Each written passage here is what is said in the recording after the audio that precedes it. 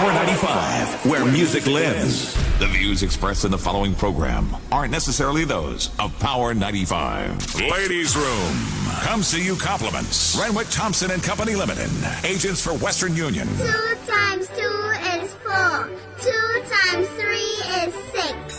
Education multiplies their chances and places the world of opportunity in their hands. No matter where they are in the world, make sure they're prepared for their journey back to school with Western Union. School fees, books, room and board, whatever the reason. Knowledge, independence, opportunity. Western Union, moving money for better. Yo, Jimmy the boy, special music coming from. Yo, Chevo, I want some just come. In a one champ from John John. Cause I do bidding, I do hearing, I do bidding, I do hearing. What's up o'clock in the morning? I do bidding, I do hearing. I do bidding, I do hearing, I do bidding, I do hearing. Powered up and ready to go on this Wednesday, May 24th. Good morning, everybody. Welcome back to the show. Hope everyone is doing a-okay. I'm not sure what's going on with the internet because I had a crash a minute ago. Everything just went down, so I had to restart it. But it's not just the same thing that happened yesterday. Not responding. I pray it will stay like this and not stress us out this morning because I'm not in the mood. Morning, Crystal. Morning, Betsy Ann. Morning, Jay. Morning, Dawn. Morning. Hold on. Morning, Marion. Morning. Yo, Tara always has some story, but you don't need to hear it. Morning, Shireen. Morning, Queen Bee. How are you? Morning, Stacy. Morning, Giads. Morning, Linda. Morning, JJ. Linda, good morning. Valerie, good morning. Good morning, Lisa. Hope you're well. Let's continue to fight the good fight, yeah? Good morning, Laurel.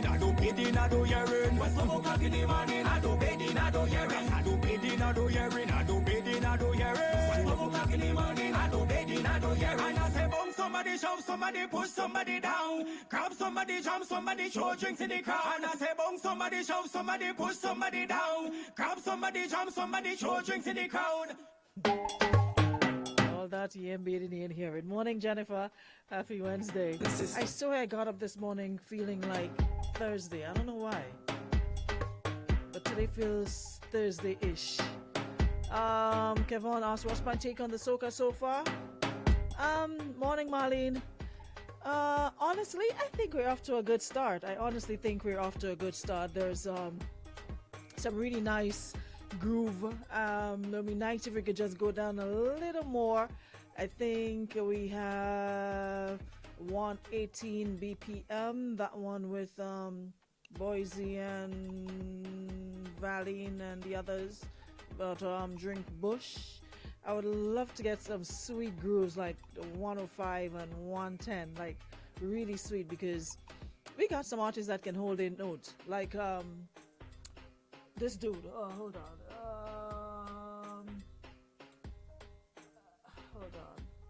This one here. When I tell you guys that I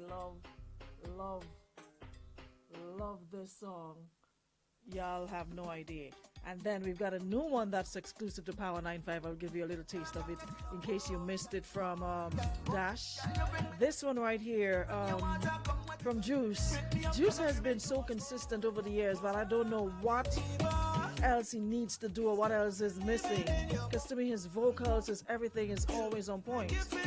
But he never manages to go, to the next level. He's so consistent with his music and the quality, the production, it's always on point. Pinky, and she's really holding her own as well. Yeah, Pinky's really getting comfortable in her niche. So Black Adam, the groups are doing it for me. There's a lot of power ones, but I know if I get old, but I can't, I'm so much gravitated towards the groovier ones more, like the energy and the pace. Some good ones in there, but I can't keep up. But these right here, I love this song.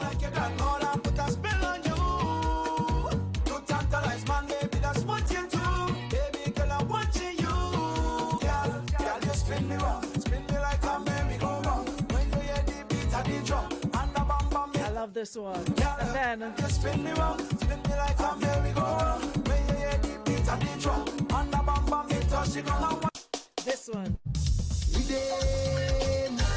Dash. Out front, full speed. Dose of soca. And then hearing it on power. Ain't hearing this nowhere else yet. It's only here. The young and the old could get up and dance. So. Let me tell you something, when your music is taking over. Taking over. This one's sweet. It's taking over. Let me tell you something, when your music is taking over. It's taking over.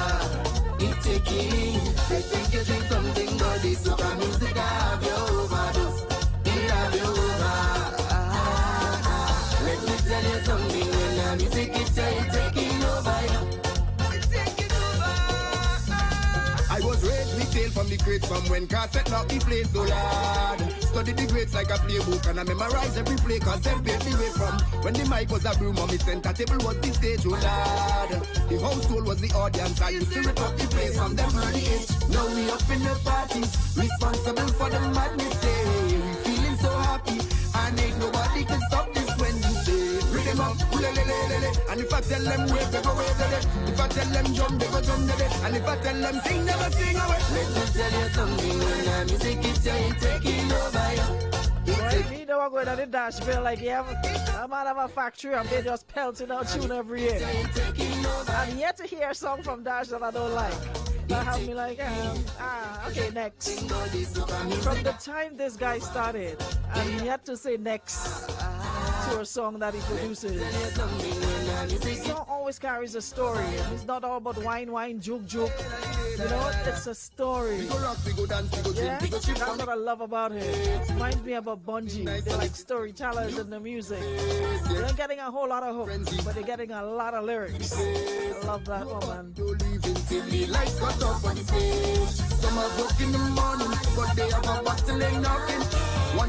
Alright, so there we have it. Those are my picks, the groovy ones are my picks so far. I'm loving the groovy ones.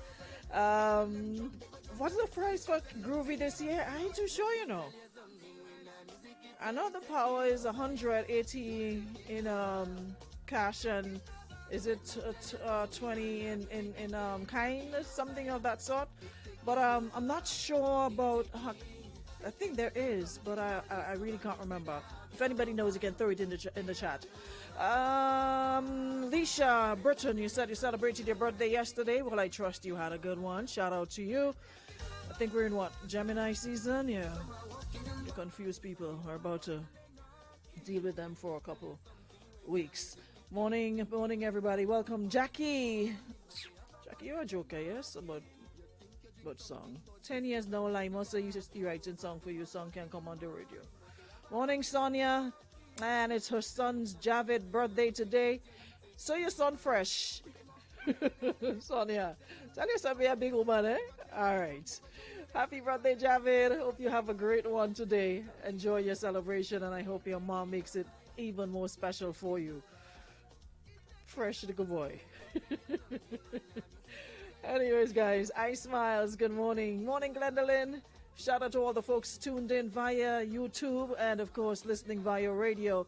Always a pleasure having you here with us. Come on in. We're in the season of the bipolar people, but hey, you don't know what you're going to get until you get it. Yeah, Geminis are bipolar. Seriously bipolar. So we have two situations on our hands this morning. I have so many situations that I have to keep throwing out like 2 and 3 per day because they're backing up on me, basically. So I have 2 that I want to share, and I kind of like the first one because it's not about typical hunting and cheating, but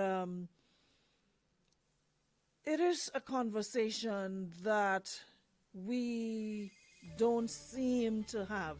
And I keep saying we have to get comfortable having uncomfortable conversations.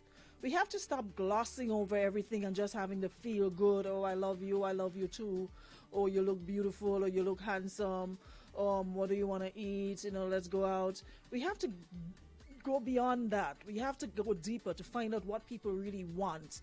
What are your expectations? What are the things you're looking for? What are your thoughts on money? What are your thoughts on children? Are you interested in having how many? How do you relate to children? We're just getting involved and things happen, and then after the fact we're like, this person feels a way about this, or this person doesn't want to do this. When are we going to start having the uncomfortable conversations? We can't all be peaches and cream and lovey-dovey and picking flowers and standing up and kiki and butterflies and stomach. We have to get comfortable having uncomfortable conversations. That way you're able to make sound choices, inform, and of course make informed decisions. And it wouldn't be a case of, oh, it just happened. So whatever decision you make, you can hold yourself accountable and responsible as well, because you knew beforehand, okay, well, this person felt a way about having children, or they felt a way about religion or politics. Have the conversation, because these days, and listen, even something that might seem simple as politics, that can cause division in homes, and I've seen it. One is yellow, one is green, and they have so much heated debates and conversations that sometimes they don't even talk for days because they vex at one another because your party this or my party that and yada yada yada. We have to stop just getting into relationships and thinking that, hey, we're going to figure it out after the fact. Let's start figuring it out now, so before we get to the next point, we're in a better place to decide, hey, this is for me or this isn't for me. We could save ourselves a lot of heartbreak, heartache, and stress if we have these conversations prior to getting involved with people. Because by then you'll know, you know what? Thanks for your interest, but I think I'll pass. I don't think you're too in line with my beliefs and my desires. I'm not here to fix anybody. I'm not Bob the Builder. I'm not here to fix or change anybody into my way or vice versa. You don't necessarily want to be with somebody who's exactly like you, but you want to have similarities. You want to have things in common. You don't want to have the same beliefs all the time, because, that can be monotonous. There's no spice, there's no whatever there. But for the most part, we have to agree on more things than not. Because something so serious as a child. Because this lady is saying that herself and her husband, they're in their late 30s, been married for 8 years, together for 15, and they don't have any children. She would desperately love to have one or two. They've both been tested, and he's the one with the issue. The problem now is that he's non-compliant with treatments to resolve his sperm issues. And he says that he does want children, but she says, I'm suspecting he might not want them. I'm starting to resent him, but also I love him. We've discussed adoption, but it seems to be a no-go for him. I feel like if I stay with him, I might never have children. And if I leave, I'll be giving up on a fairly stable 15-year relationship. I truly feel stuck, but fearful that my window to have children biologically might be closing. We've done several IVF treatments, but none have been successful so far. Now, this is a serious cause for concern, because it shows that she's very much into having children, but he doesn't seem to be neither here nor there. Because if they were on the same page and they both got themselves checked out and realized that he's the one with the problem, if he was so inclined to have children or really wanted to, he would be taking the treatment or whatever was given to him to resolve his issue so they can go about trying to reproduce. But he's not compliant, and that is a problem. And I'm happy that she's been honest with her feelings in terms of she's starting to resent him. And you would, because here you are, wanting to have a child or two with this person you married, for better or worse, whatever the case might be, and you don't seem to be on the same page where that is concerned. You're all for it. Him, on the other hand, it could be like, whatever happens, happens. I'm not here to I'm not about to stress myself over having no child or children.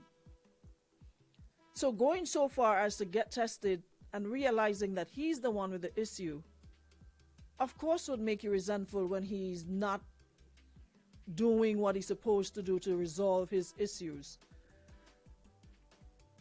So every day your emotions will be like a seesaw, up, down, tug of war.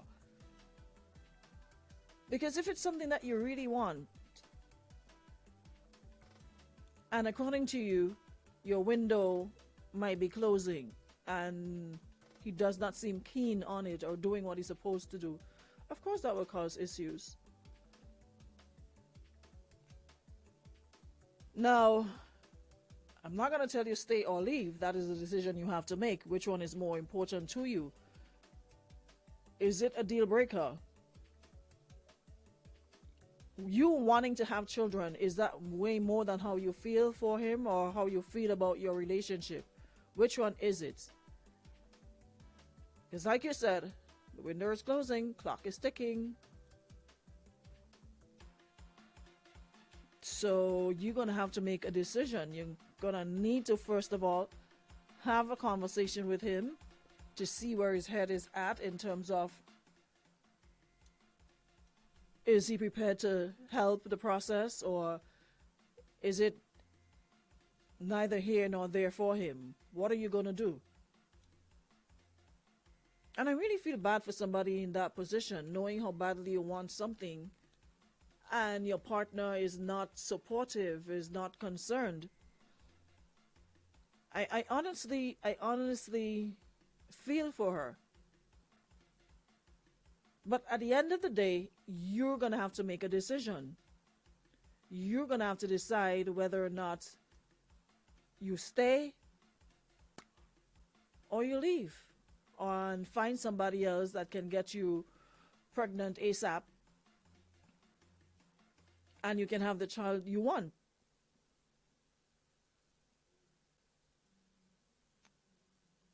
So how would you deal with this?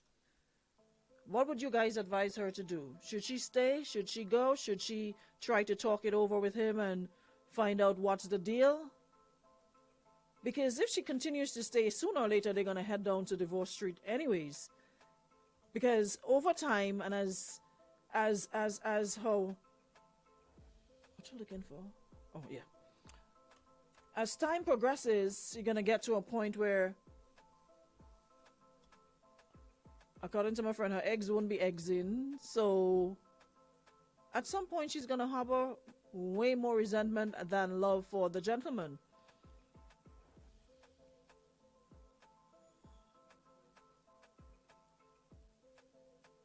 Yeah, she's going to... Hold on, I'm just trying to take this message somebody sends me. What's going on with this WhatsApp? Oh no, what's going on with the WhatsApp? It's not responding. Oh, hold on, guys. Close. Yeah. At some point, she's gonna be more resentful than love for this person. So you seriously need to have a conversation with your husband and take it from there based on his response, based on his willingness or non-willingness to take the treatment that will enable his sperm to do what it's supposed to do. Then you can decide whether or not it's worth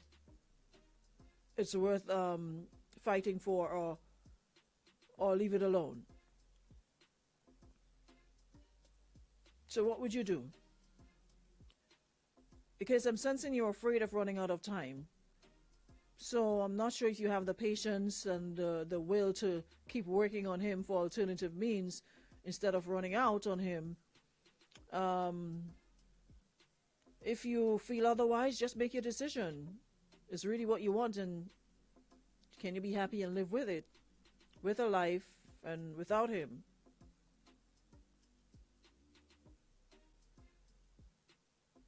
So it's a tough situation. You and your husband need to have an honest conversation, because if you want to have children and he doesn't, is that something you can live with? Because when resentment sets in, it is hard to overcome.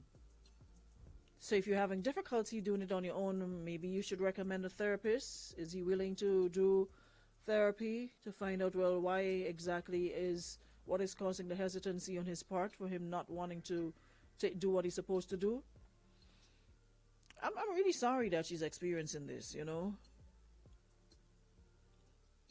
because what Sheena says, that man has already accepted he can't have children and he's content with it. He don't want the treatment, and I think he doesn't want to have a baby with her. She tried everything and he isn't willing to make it halfway through. Move on. Husband and wife should be able to come together and have an understanding of the situation. Valerie says, I would suggest therapy. There are lots of other options and avenues that he can take. Maybe he'd be willing to listen to the therapist. Someone says people take... Hey, that's true. People take resentment to the grave. You just try every day to mask it, but it is not something you get over, because it's something you can't run from. Everywhere you go, you'll be confronted by little children, babies. And every time you see a baby or a child, you get hit with, that could be me.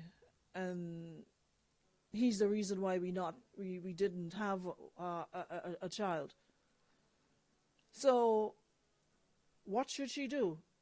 I'm truly sorry you have to experience this, you know. This type of difference in opinion is hard to resolve if you won't consider adoption or fostering a child. And at this point in your life, your body is hardwired to want a child. And if he's going to, you know, his appointments, his urology appointments, then I think they test a man's sperm count, amount of sperm, and his sperm motility, how fast it moves or something like that.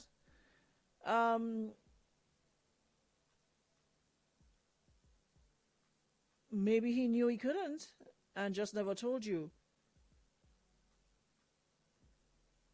So, hey, maybe you need to pray about it, talk to him about it, get counseling about it, and be sure you have a full understanding of his condition and how long he's known about it, and the way forward, and his hesitancy. Put it all on the table.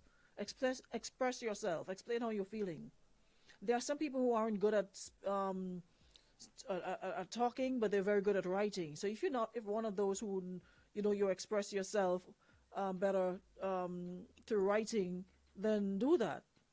Write down everything so you don't miss anything. Express how you feel, how it makes you feel that about his non-willingness to do the treatment. Express your desire to have a child or two to increase your family, and find out where he's at, you know.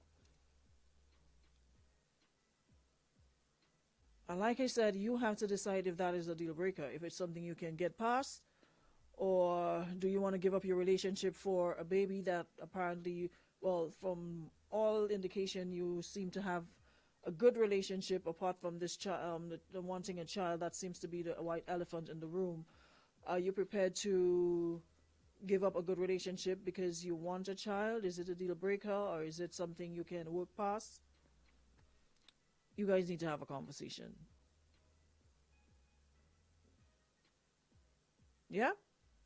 So I wish you the best, and I think that's where you need to go first. Talk to him. Talk to him. You may be amazed at why he's reacting the way he is, you know, and you might get some more clarity, and probably that will push you in the direction of maybe adopting, or if you can afford to have someone else, you know, do it for you. But have the conversation with him. Now, yeah, Grenadians, Cariconians, and Petit Martinicans never cease to amaze me. And every time I come across a scenario or situation sent in, and I see the hundreds of you telling people to mind their business, it is a source of amusement. I swear, I literally sit and I go through the comments and I like it's so amusing. It's so funny. It's hilarious. Watching us tell another Grenadian to mind their business, and we must learn to mind my business. When telling you all you good hypocrite, are you hypocrite bad? Since when we on this 133 square mile rock does mind my business? Even those outside the rock. Things be happening here, and I live here. And I have friends and family who would tell me, and I'm like, what are you talking about? When that happened?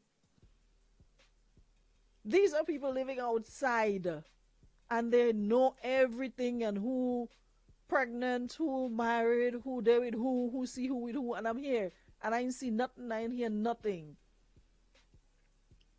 Lo and behold, the marriage and the parish came on this morning telling the young lady to learn to mind her business. So when we planning to start doing that for ourselves, when we start planning to start minding our business, so we tell other people to need to mind their business. Listen, don't want the propaganda to rest, you know. I feel the last set of people he made was Grenadian, so he had to rest. He needed a Sabbath after dealing with us and realizing how complex and hypocritical and everything we are. He had to take a rest. We want a last set. We want a last set, I'm convinced. The lady came here and she said she has a friend. They did pharmacy together in Time CC, and they both went on to get great jobs, get jobs in pharmacies and what have you. I had to edit it for, privacy's sake, because I didn't want people, we try to keep people's privacy intact as much as possible. And sometimes when people write these things, they put a lot of information, and sometimes I get, some things might slip me and I don't get to edit it. Like all that went all the way in Carriacou and minding the people business about who it was.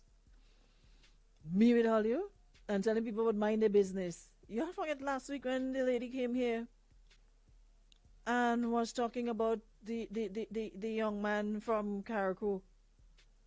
Whole day are they on alert, because every minute people were actually putting names, places. I had to, every time I got a notification from Facebook, I clicked on it quick. You know how much time I had to delete the names, because y'all know we don't do names. And I tried my best, but one thing missed me. So y'all was able to turn Inspector Gadget, turn CID, FBI, Men in Black, and go do y'all digging and putting names. And I had to literally sit there with my phone. My phone couldn't even stay charged because I was on it so much, trying to delete. And today on May 24th, in the forenoon, at 11:30 and before, you're here telling the woman she needs to mind your business. Well, I never. Grenadians telling people to mind their business. According to Kevin. On See What You Saw. Anyways, the lady said she has a friend. They did pharmacy together in Time CC, and they both went to get jobs in pharmacies, maintained a good friendship after she got a job. I had to edit that as well. It's doing okay. But here is her thing. I want to talk to her about a situation that disgusts me, but I don't want her to think I am a hater or jealous. She has a saintly appearance. This was in as we say, not as we do. She has a saintly appearance, but criticizes people a lot. One of her co-workers told me that the married man in question has a long-distance woman who he sees occasionally. You see how the married man and them galloping out here? She said Grenada's small, so I saw him with his wife in the supermarket the other day, and I was appalled because I know her very well. I feel like my friend is desperate and throwing herself on the man. My loyalty is with his wife because I knew her in church since I was a young child. Should I talk to my friend, or should I tell the man's wife about the girl who keeps on throwing herself at him? Miss, people and them say mind your business here. So, me and nothing else to tell you. And yeah, when they tried to figure out who was the DJ too.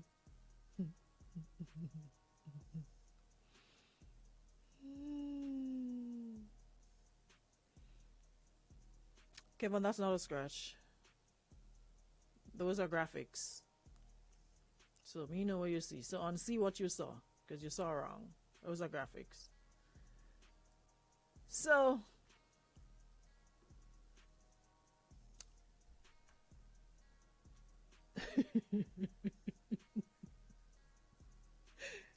unsee what you saw. What are you supposed to do? Hmm? Should she tell her friend? Or should she, like so many of you are saying, mind her business? I don't know it, but I'm just picking up a kind of, how should I put it? I read it a couple of times, but I'm kind of, there's a sort of undertone that I'm picking up here that, is it a case of you being jealous of the relationship, or you genuinely concerned? Are you feeling a type of way, maybe married or not, he's probably treating your homegirl really nice? So is it that you trying to throw a spoke in the wheel, or you very much concerned about what's going on? Because if you're genuinely concerned and she's a friend, as you say, maybe you should go to her and from a friend's place talk to her about it and tell her how you feel. You don't think it's, the right way to live her life, getting involved in, somebody's relationship. If you are so much of a good friend or friends, you should be able to express that to her, unless there's something more that is not being said. I know what this piece of loyalty come out all of a sudden. Like, we just get right. I don't know. I'm just.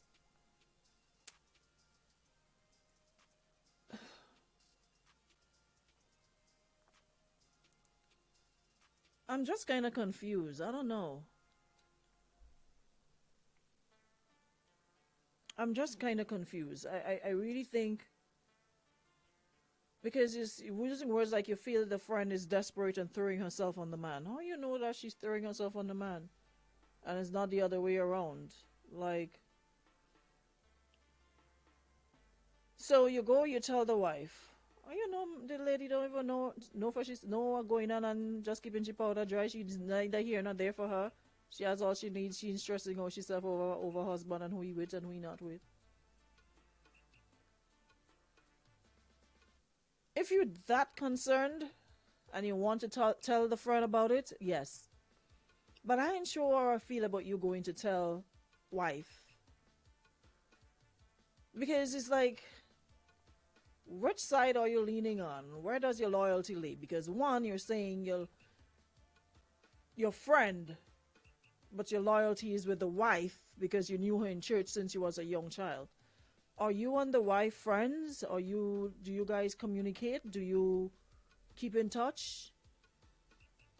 Because I'm trying to understand how you're loyal to somebody that you knew since you was a young child in church, but at the same time, you concerned about your friend. Y'all went to school together and y'all maintained a good friendship. A good friendship. So, which side are you leaning on? The Lord's side, or you're hanging with the devil? Which side you leaning on? Because you can't be on both sides. You have to pick a struggle. You can't be for wife or you can't be for friend. So it's either you're for friend and you keep your mouth shut and have a conversation with friend, or you dismiss this friendship and you go where you say your loyalty lay or lie, which is with the wife, And you tell her, and then what happens?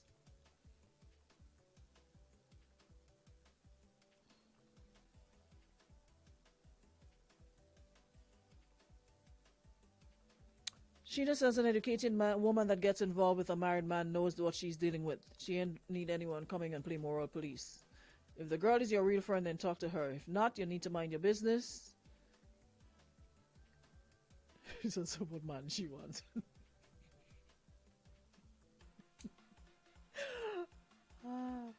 About said Papa had a so-called friend at time she find the man giving me everything all because of telling her. Because I thought she was my friend, you know. She tell the man I was in jail. Boom, me never get arrested in my life. And the man does still laugh. That's a different program and a different story. Something else is there. It's Lisa. My sentiment exactly. I don't know. My intuition, according to my mother, my spirit just telling me there's more to this than just what was presented. I kind of getting a little undertone of jealousy-ish, or probably like the man too-ish. I don't know. It's just not sitting well in my spirit. I probably need to pray on it or something. Or think about it some more. But it's not sitting well in my soul. Something is missing. But regardless, like I said, you can't be on both sides. You have to pick one. You said your loyalty lays with the wife, but you still said she's a close friend. The other party is a close friend. So you're going to have to decide what works for you. Mind your business is what I'm seeing a lot of. So get a man, all you hug up and live nice together and see people business and leave it alone. Hallelujah. Renee. Someone says you ought to use the term friend very loosely. How is she your friend and you're afraid to talk to her? The person says, no, that's not your friend, that's your competitor. You said a lot without saying a lot. That right there is what I'm talking about. You said a lot without saying a lot. Sounds like you have been waiting for something like this to have you look at you now. Somebody said to call Andy Williams. He could fix that.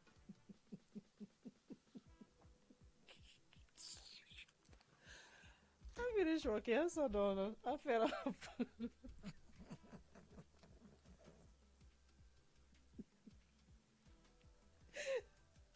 Yo, y'all annoying bad. I swear y'all annoying. But Andy Williams could fix that. The man from the south. Call him.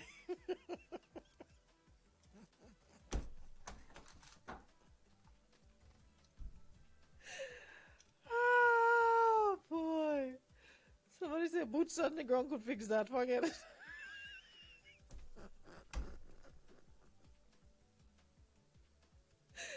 You know what? On that note, I'll end the program for today, yeah? Because I realize y'all starting to get carried away and just bonging away with the disrespect. So on that note, thank you very much, Western Union. Thank you everyone on the chat. Thank you everybody viewing and listening. No, party done, I done. This road y'all going down, they ain't going. We ain't going down that road together. Go down all the road for yourself. Alright, so miss, that's your friend. Talk to your friend. Based on a response, then do what you have to do. Alright? We shall reconvene tomorrow at 11 a.m. in the forenoon. Have yourselves a wonderful Wednesday. Goodbye.